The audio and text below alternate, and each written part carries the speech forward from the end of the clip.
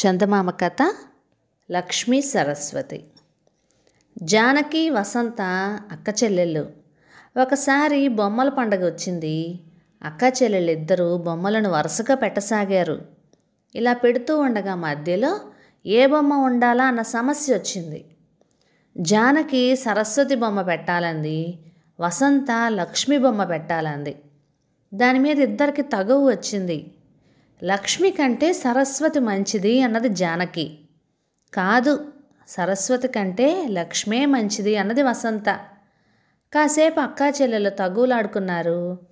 చివరికి జానకి ఇలా అంది, ఒక కథ ఉంది, అది విని ఎలా చెబితే అలా చేద్దాం అని ఇలా కథ చెప్పడం మొదలుపెట్టింది. మనకు వచ్చిన తగాదాయి పూర్వం లక్ష్మీ సరస్వతులకు వచ్చింది.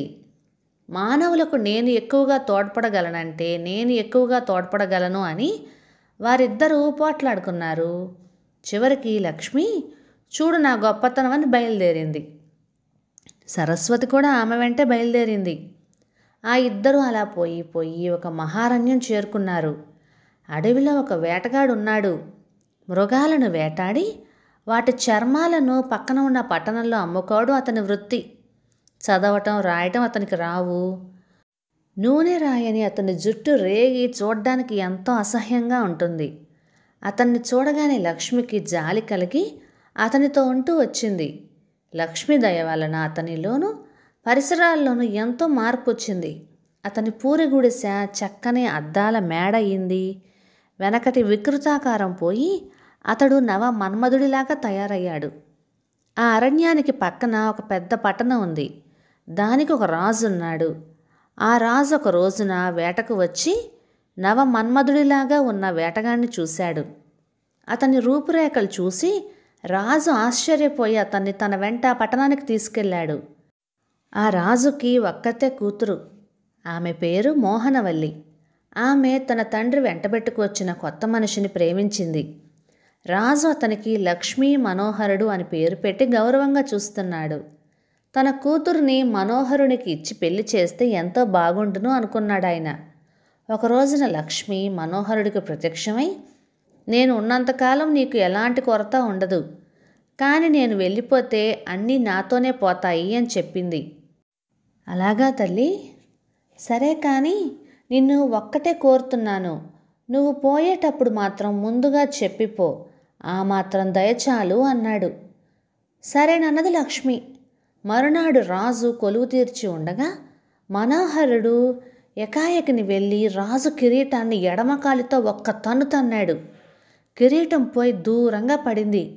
రాజభటులకు ఎక్కడా లేని కోపం వచ్చి అతన్ని నరికివేయటానికి కత్తులు దూశారు. రాజప్పుడు ఆగండి, అతడు మహానుభావుడు అని సైనికులను వారించాడు. ఇంతలో దూరంగా పడిన కిరీటంలో నుంచి బుస్సున నాగుపాము ఒకటి లేచి బయటకొచ్చింది. సైనికులు దాన్ని వెంటనే చంపేశారు. కొలువులో ఉన్న వాళ్ళంతా మనోహరాన్ని మెచ్చుకున్నారు. ఈ సంగతి వినగానే రాజకుమారికి మనోహరుని పైన ప్రేమ ఇంకా ఎక్కువైంది. రాజు కూడా త్వరలోనే వాళ్ళిద్దరికీ పెళ్లి చేయాలి అనుకున్నాడు. మరునాడు అర్ధరాత్రి మనోహరం లేచి రాజుగారి పడకింటికి బయలుదేరిపోతుంటే సైనికులు చాటుగా అతని వెంట బయలుదేరారు. అప్పుడు అతడు తిన్నగా గదిలోకి వెళ్ళి రాజును రాణిని జుట్టు పట్టుకొని మంచాల మీద నుంచి బయటకు ఈడ్చుకొచ్చాడు. సైనికులు మండిపడి అతని తల నరకడానికి కత్తులెత్తారు. రాజు వెనకటిసారిలాగానే వాళ్ళని వారించాడు. ఈ లోపున ఆ గది కప్పు ఒక్కసారిగా కుప్పకూలిపోయింది. ఈ వార్త పట్టణమంతా వ్యాపించింది. మనోహరం మహానుభావుడై ఉంటాడని, మహానుభావుడేనని ప్రజలతన్ని మెచ్చుకోవడం మొదలుపెట్టారు. ఆ మరునాడు రాజు మంది మార్బలంతా వేటకెళ్ళాడు. జంతువులను వేటాడి రాజు అలసిపోయి ఒక చెట్టు కింద చతికిలు పడ్డాడు. చెట్టు మీద గండబేరుండ పక్షి తాచుపామును పొడిచి తింటూ ఉంటే పాము నోటి వెంట గరలం జారి రాజు గొంతు మీద పడింది. మనోహరం కత్తి కొనతో గరలపు బిందువుని గీరివేశాడు. కొంచెం దూరంలో ఉన్న సైనికులు మనోహర రాజును చంపుతున్నాడు అనుకొని ఒక్కసారిగా అతను చుట్టుముట్టారు. రాజు జరిగిన సంగతంతా చెప్పి అతను మహానుభావుడు, అతన్నేమీ చేయకండి అని వాళ్ళందరినీ మందలించాడు. రాజు ఆనాడు సాయంకాలమే ఇంటికొచ్చి తన కూతురును మనోహర్కిచ్చి పెండ్లి చేయాలని నిశ్చయించుకున్నాడు. పురోహితులు ముహూర్తం పెట్టారు. పెళ్లినాటి క్రిందటి రాత్రి లక్ష్మి మనోహరానికి ప్రత్యక్షమై నేను వెళ్ళిపోతున్నాను అని చెప్పిపోయింది. అతనికి ఏమీ తోచలేదు. ఎక్కడా లేని భయం కలిగింది. రాజు ఆస్థానంలోనే ఉంటే ఎప్పుడు ప్రాణాల మీదకి వస్తుందోనని జంకు బయలుదేరింది. అతడు వెంటనే మోహనవల్లి మెడలోని నగలను ఆమెకు తెలియకుండా తీసి మూటకట్టుకొని ఆ రాత్రే పారిపోయాడు. తర్వాత కొంచెం సేపటికి రాజకుమారి, రాణి, రాజు, పరిచారికులు మేలుకొని మనోహరం కోసం వెతికారు. రాజకుమారి దుఃఖానికి మితి లేకుండా పోయింది. సైనికులు వెంటనే గుర్రాల మీద మనోహరం కోసం వెతుకుతూ నలుదిక్కులకు బయలుదేరారు. అప్పుడు సరస్వతి లక్ష్మిని చూచి, నమ్మిన వాణ్ణి ఇలా నట్టేట్లో ముంచుతావా? ఇది న్యాయమా అని అడిగింది. లక్ష్మి నవ్వుతూ, నేను వాడి దగ్గర ఎప్పుడు ఎందుకుండాలి?